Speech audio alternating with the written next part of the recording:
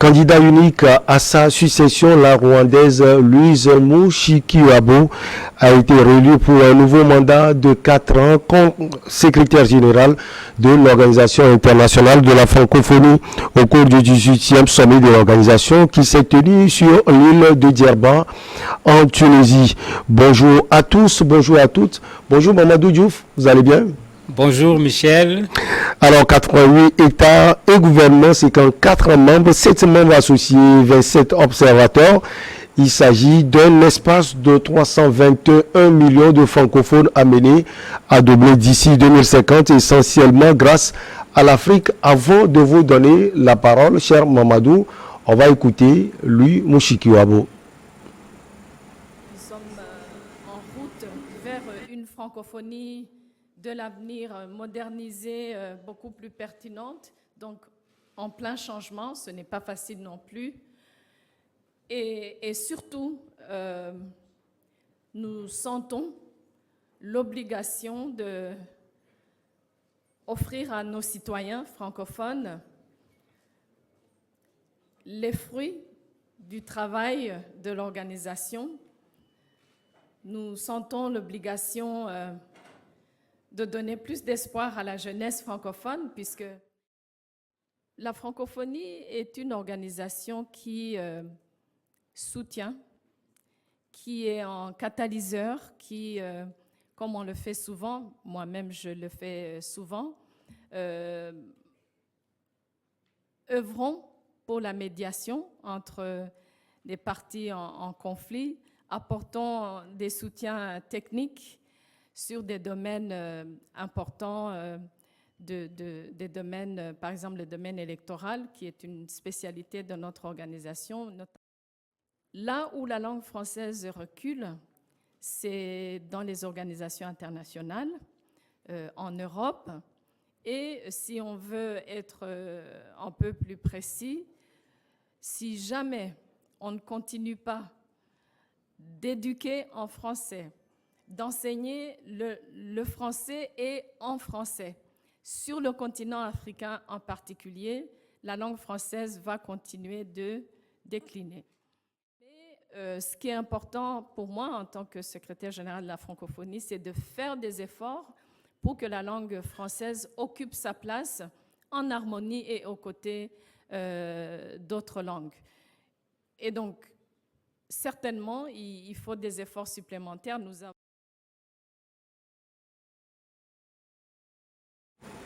Alors Mamadou, Louise Mushikiwabo a dit tellement de choses. D'abord, une francophonie de l'avenir en plein changement. Est-ce que vous le sentez à un moment où non seulement la langue francophone, mais surtout la France est bousculée? C'est vrai qu'elle aura la tâche dure pour les 4 années à venir. On n'a pas besoin de faire un sondage, puisqu'elle dit elle-même que l'avenir de la langue française se trouve en Afrique. Malheureusement, si vous faites un sondage en Afrique pour voir ce que les Africains pensent de la France, il est clair que ce n'est pas la France que les Africains considèrent comme étant leur avenir. Et automatiquement, ça se rabat sur la langue de la France, le français dont on parle avec l'Organisation internationale de la francophonie. Elle n'aura pas du tout la tâche facile, elle l'a bien compris, vous l'avez dit, qu'elle dit qu'il faut qu'on s'occupe des jeunes. Puisque ce sont ceux-là qui aujourd'hui mènent la contestation par rapport à la France en tant qu'ancienne puissance coloniale, pas le pays, la France en tant que telle, mais la puissance coloniale qui veut continuer à exploiter des colonies. Mais également, vous avez certains qui mènent le combat contre la langue française en disant qu'on peut utiliser une autre langue, et d'autres même qui sont pour qu'on fasse la promotion de nos propres langues avant de nous occuper de faire la promotion d'une autre langue. Donc elle n'aura pas la tâche facile pour ces 4 prochaines années, puisque actuellement, il faut le dire clairement, sur le continent africain, la France est loin d'avoir le vent en poupe. Alors, elle dit aussi qu'ils ont tous l'obligation d'offrir les fruits du travail. Alors, Louise Mushikiwabo veut parler de quel travail, Mamadou? Le problème, c'est que quand vous regardez l'évolution de la francophonie, depuis l'arrivée de l'ancien président du Sénégal, Abdou Diouf, la francophonie a quitté un peu son champ traditionnel où c'était plutôt les questions de langue, les questions de culture pour devenir une francophonie beaucoup plus politique. Elle ne le nie pas puisqu'elle dit qu'il faut de la médiation. Elle a dit elle-même que leur spécialité, c'est les élections. C'est-à-dire de plus en plus, à un certain moment, la France elle-même s'était rendue compte qu'il ne serait plus possible de faire une francophonie en parlant de langue et de langue seulement. Ils ont eu cette intelligence, parce qu'il faut appeler ça de l'intelligence, d'ouvrir la francophonie à beaucoup de choses. Où il y avait déjà d'autres, il y a l'AFD, vous avez d'autres structures françaises qui s'occupent des questions de développement, etc. Mais il fallait ouvrir ce cadre-là à d'autres choses. Ils ont eu cette intelligence. Ils sont tombés sur la bonne personne, le président Abdou Diouf, qui a vraiment donné un autre élan à cette nouvelle dimension de la francophonie. Et aujourd'hui, ça fait que, quand on parle d'organisation internationale de la francophonie, penser qu'on discute là-bas des questions de langue, c'est vraiment ne pas savoir ce qui se passe avec la francophonie. Bon, elle, sur les éléments sur lesquels elle a le plus travaillé, a plutôt concerné les femmes. Elle a quand même fait beaucoup de choses pour ce qui est du soutien des femmes, l'autonomisation des femmes, et ça se comprend, elle est elle-même femme. Mais en dehors de cet aspect, les médiations dont elle parle, bon, on n'a pas vu beaucoup de résultats. Les élections, c'est vrai, plusieurs fois, ils sont allés quelque part faire ce qu'on appelle de l'expertise sur le fichier électoral, etc. Mais ça n'a pas permis d'avoir des élections apaisées dans un très grand nombre de pays. Ça n'a pas empêché également la contestation des élections. Donc le bilan, il n'est pas aussi consistant. Bon, n'oublions pas également que Covid est passé par là et avait un peu mis en veilleuse un très grand nombre d'activités. Mais la vérité, c'est que la francophonie n'est pas facile à vendre aujourd'hui, surtout sur le continent africain, et elle a simplement été confrontée à cette réalité. Alors, comment, selon vous, on peut donner plus d'espoir à l'espace francophone? Il suffit que la France accepte ce qu'elle vient de dire. Quand on compte les 300 millions de locuteurs en français, moi, je veux bien qu'on me montre ces 300 millions. Parce que le jeu est trop facile. Bon, on est en train de faire le recensement général de la population au Togo. On saura bientôt combien nous sommes. Mais on considère que le Togo est un pays francophone parce que la langue officielle du Togo, c'est le français. Est-ce à dire que tous les Togolais parlent français? Pour que, quand on va compter les locuteurs en français, on compte les Togolais, les Sénégalais, les Ivoiriens, les Maliens, les Nigériens. Et effectivement, ça devient un chiffre extrêmement important qui n'est pas la réalité. C'est la première chose. La deuxième chose, il faut qu'on comprenne une bonne fois pour toutes, au-delà du fait que ce n'est pas la réalité, c'est la langue française qui n'a pas été capable de se maintenir sur des questions scientifiques, sur un certain nombre de plans, de sorte que finalement, présenter certains documents en anglais rapporte plus que de présenter des documents en français. Et ça, ce n'est pas valable pour les Africains. Vous avez des Français aujourd'hui qui écrivent en anglais. Et qui sont des Français, pas des gens qui parlent français. Parce que sachant qu'écrivant en anglais, le nombre de populations qui vont avoir accès à ce document, surtout sur les questions scientifiques et autres là, mais n'est pas comparable à ce qu'on peut avoir sur le nombre francophone. D'autant plus que, comme j'ai dit, sur le nombre francophone, il y a une magouille. Il y a beaucoup parmi ceux qu'on dit francophones qui ne savent ni lire, ni écrire en français. En ce moment, si vous leur présentez un document, vous n'avez rien fait. Donc, il y a un sérieux problème qui est là par rapport à la réalité du terrain. Et l'OIF est là pour ça.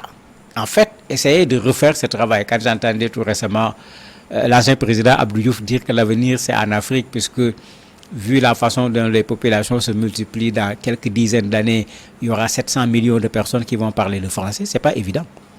On voit de plus en plus des pays aller au Commonwealth alors que c'était des pays qu'on considérait comme des pays francophones. Francophones purs même. On voit de plus en plus des pays comprendre l'enjeu de la langue anglaise, non pas en termes de qui m'a été colonisé, mais en termes de langue de communication à l'échelle internationale, et les gens intégraient de plus en plus l'anglais dans le système éducatif au niveau de leur pays. Mais la France offre quoi pour que la langue française puisse continuer à occuper le premier plan au niveau d'un certain nombre de pays? C'est ça qui pose problème actuellement. Alors, peut-être que la francophonie a trouvé plus son domaine parce que Louise Mouchikiabo a parlé de la médiation et dit que la francophonie œuvre pour la médiation tous azimuts ou bien les médiations au niveau des crises politiques, Mamadou? Non, c'est de la médiation tout azimut avec l'ancien président Abdou Diouf, par exemple. C'était clair, c'était net, la médiation, les élections, la démocratisation. Franchement, on le sentait. Avec elle, on le sent un peu moins. Mais il faut reconnaître que plusieurs fois, l'Organisation internationale de la francophonie a accompagné des pays sur les questions de processus électoral, a fait de la médiation également, aussi bien à l'interne, c'est-à-dire quand à l'intérieur du pays, le pouvoir a des difficultés avec l'opposition pour s'entendre sur le processus électoral en particulier.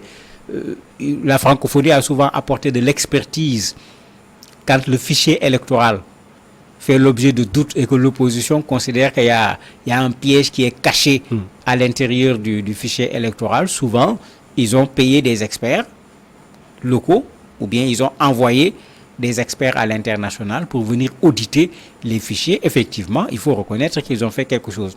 Sur le plan politique, on les a moins sentis, puisque les crises sont là actuellement dans les pays francophones, ça ne manque véritablement pas. Mais franchement, à part des déclarations, on a moins senti la francophonie sur le terrain. Des soutiens techniques, la francophonie en a apporté à l'espace francophone, Mamadou? Oui, là il y en a. C'est pourquoi je disais qu'il y avait déjà ce système avec l'AFD, avec un certain autre nombre d'organismes français. Mais comme la langue seule ne suffisait pas pour garder les gens dans cet espace francophone, on y a ajouté effectivement cet appui technique qui permet aussi bien dans la question de l'enseignement de la langue, parce que la question de la langue n'est pas abandonnée, même si on y a ajouté d'autres choses. L'organisation d'un certain nombre de choses qui font qu'aujourd'hui, nos pays peuvent s'adresser à l'OIF pour pouvoir bénéficier d'une certaine expertise dans des domaines bien précis.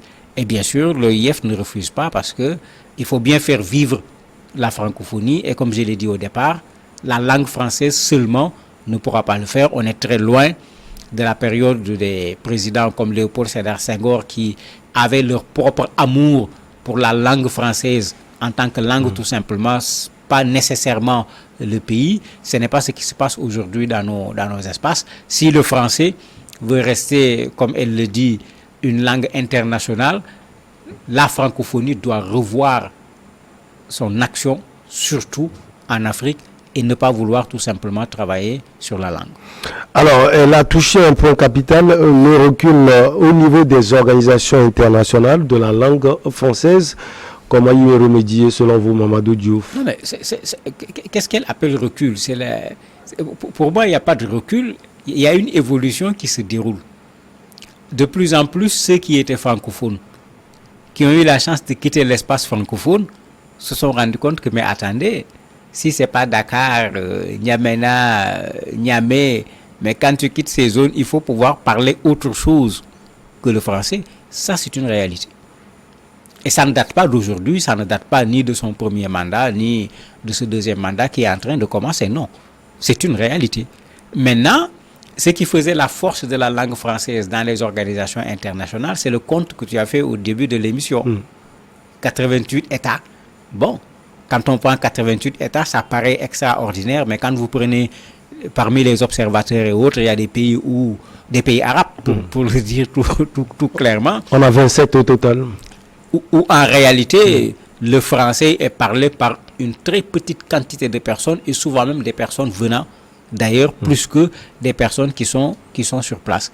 Mais en ce moment, effectivement, quand on parle dans les organismes internationaux, vous avez de plus en plus des locuteurs venant de pays francophones qui se lèvent et qui s'expriment directement en anglais. Sachant qu'on va les comprendre directement, ils ne passent pas par la traduction. Mais ça également, ça montre qu'effectivement, d'un point de vue langue, c'est le français lui-même qui n'attire plus suffisamment, ni d'un point de vue scientifique, ni d'un point de vue diplomatique, ni sur la scène internationale. Ceux qui l'ont compris, au lieu de rester ici pour qu'on traduise pour eux, préfèrent directement apprendre l'anglais. C'est une chose. La deuxième chose, vous avez les Chinois également qui font le même système aujourd'hui, qui sont en train de faire en sorte que leur langue soit de plus en plus parlée avec des instituts qu'ils installent un peu partout pour que les gens apprennent le chinois. Mais La France le faisait avec ses centres culturels français, comme on l'appelle, mais de plus en plus, ces centres culturels sont plus dans le culturel du cinéma,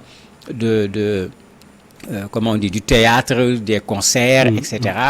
Il y a plus ce développement de la langue parce que ceux à qui on s'adresse, ce n'est pas la langue qui les intéresse fondamentalement.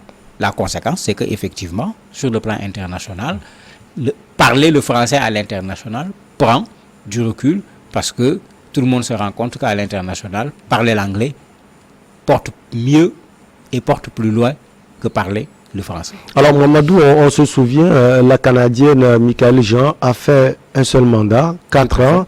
Qu'est-ce qui a milité en faveur de l'Africaine, la Rwandaise Louise Mushikiwabo pour ce mandat de plus? Parce qu'en face, il n'y avait personne.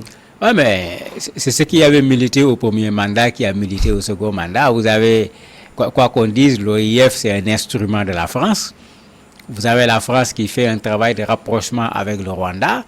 Quand on l'a élu au départ, tout le monde s'est dit, mais d'où sort, de quel chapeau on a sorti cette dame, puisque le Rwanda a plutôt déposé le français pour prendre l'anglais, puisque c'est ça la réalité. Elle disait tout à l'heure, il faut qu'on enseigne le français, il faut qu'on enseigne en français. Je me demande à qui elle s'adressait quand elle disait ça dans son discours, parce que dans son pays, c'est plutôt l'anglais qu'on a pris aujourd'hui comme langue d'enseignement. Mais il y avait cette relation avec la France et le Rwanda, que la France a voulu jouer là-dessus, raison pour laquelle elle s'est retrouvée. Et vous avez vu, c'est le président français lui-même qui a annoncé qu'elle va continuer avec un deuxième mandat et un travail qui a été fait pour qu'il n'y ait pas de candidature, pour qu'il n'y ait pas d'élection, pour qu'elle puisse passer comme lettre à la poste. Mamadou, on va terminer par une question. Elle est ancienne ministre des Affaires étrangères, de la coopération et de la communauté de l'Afrique de l'Ouest de la République du Rwanda. Elle avait été auparavant ministre de l'information du gouvernement du Rwanda. Elle est née en 1961. Elle a vécu pendant plus de 20 ans aux États-Unis d'Amérique avant de rejoindre l'Afrique où elle a aussi travaillé pour la base. On sent cela aussi dans son accent. Hein. Elle a ce côté aussi anglophone. Ça peut jouer. Mais ça joue. Ce n'est pas que ça peut jouer. Le génocide du Rwanda l'a trouvé aux États-Unis. Elle a écrit un ouvrage là-dessus, formidable d'ailleurs, mais le génocide l'a trouvé aux États-Unis pour dire qu'elle n'était pas dans son pays, et elle a duré dans ce pays de sorte que elle parle français parce qu'à l'origine, elle a été formée au Rwanda jusqu'au bac, dans un pays qui à l'époque était un pays francophone, mais elle est devenue carrément bilingue puisque elle a fait un très long séjour au niveau des États-Unis, au niveau également des organismes internationaux.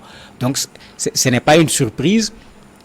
Et c'est peut-être ça également que la France veut récupérer parce que de plus en plus, ce qui se passe, on voit bien des gens issus des zones francophones qui vont dans des organismes internationaux, mais qui, arrivés dans ces organismes internationaux, déposent le français et parlent l'anglais, puisqu'ils ont également une formation qui leur permet de pouvoir s'exprimer correctement au niveau de la langue anglaise. Donc, il faut le dire clairement, elle va avoir du pain sur la planche pour ce mandat-ci de l'OIF, parce qu'il faut le dire, on sent de moins en moins l'OIF, surtout sur le continent africain. Quand je dis on sent, de façon concrète, pas des déclarations, des rencontres, etc.